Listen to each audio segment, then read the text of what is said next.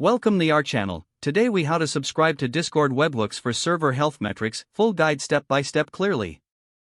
Open your web browser and navigate to your Discord server. Log into your Discord account if you haven't already. Locate the server where you want to set up the webhook. Click on the server name at the top left corner to open the drop-down menu. Select Server Settings from the menu. In the server settings, click on Integrations from the left sidebar. Scroll down to find the Webhooks section. Click on the Create Webhook button.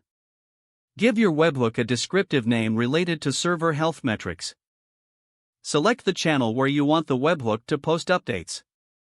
Customize the avatar if necessary to help identify the webhook. Once you are satisfied with the settings, click on the Save Changes button. Copy the webhook URL provided. Now, navigate to your preferred platform or service for monitoring server health. Access the settings or configuration area of that platform. Look for an option to set up a new webhook or notification channel. Paste the webhook URL you copied from Discord into the designated field. Follow the platform's instructions to specify the types of metrics you want to monitor. Configure any additional settings available, such as alert thresholds and notification frequency. Save your settings to finalize the webhook integration. Test the webhook by triggering a health check to see if messages are sent to your Discord channel. Monitor the channel for relevant updates to ensure everything is functioning correctly. Make adjustments as needed based on the performance of the webhook and the messages received.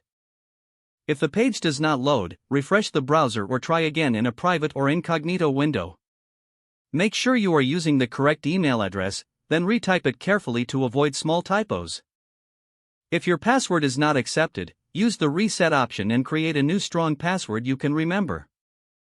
Check your spam folder for verification or security emails, then complete any requested confirmation steps. Enable two-factor authentication if available to improve account security and reduce unauthorized access risk. Don't forget to like this video and subscribe to our channel for more step-by-step tech guides.